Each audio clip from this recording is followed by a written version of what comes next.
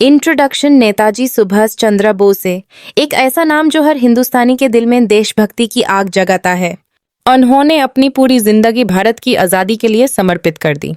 आज भी उनका नारा "तुम मुझे खून दो, मैं तुम्हें आज़ादी दूंगा" हर युवा को इंस्पायर करता है। वो सिर्फ एक लीडर नहीं, एक विजन और एक रेवोल्यूशन थे। Early life and education. Subhash Chandra Bose का जन्म 23 जनवरी 1897 को कटक, ओडिशा में हुआ था। उनके पिता जानकीनाथ बोसे एक रिनाउंड लॉयर और मां प्रभावती देवी एक धार्मिक और संस्कारी महिला। उनका परिवार वेल्थी और रिस्पेक्टेड था, लेकिन सुभाष बचपन से ही सिंपल और स्पिरिचुअल नेचर के थे। उन्होंने अपनी स्कूलिंग रेवनशॉ कॉलेजिएट स्कूल खटक से की, जहां वो हमेशा ब्रिलियंट स्टूडेंट रहे।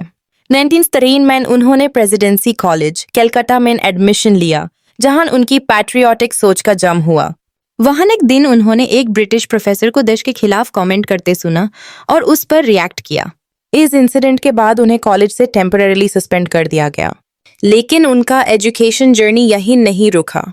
उन्होंने स्कॉटिश चर्च कॉलेज से फिलॉसफी में ग्रेजुएशन कंप्लीट किया। उसके बाद उनके पिता चाहते थे कि वो Indian civil services ICS join करें और उन्होंने लंदन जाकर एग्जाम दिया। सुभाष ने एग्जाम क्लियर भी कर लिया, लेकिन उन्होंने ज्वाइन नहीं किया। उन्होंने कहा, ब्रिटिश गवर्नमेंट के लिए काम करना देश के प्रति धोखा है। यह उनका पहला बड़ा पेट्रियाटिक डिसीजन था। Early political career. इंडिया लौटने के बाद सुभाष चंद्र बोसे महात्मा गांधी से मिले और इंडियन नेशनल कांग्रेस के कांटेक्ट में आए। गांधी जी ने उन्हें CR10 के साथ काम करने को कहा, जो बंगाल के एक बड़े कांग्रेस लीडर थे। बोस उनके सेक्रेटरी बने और उनके पॉलिटिकल करियर की शुरुआत हुई। 1923 में उन्हें ऑल इंडिया यूथ कांग्रेस का प्रेसिडेंट बनाया गया। उनका लीडरशिप स्टाइल एनर्जेटिक और डिसिप्लिन था। उन्होंने यंग जनरेशन को पॉलिटिकल मूवमेंट में शामिल होने के लिए मोटिवेट किया। लेकिन गांधी जी और सुभाष के आइडियोलॉजीज अलग थे।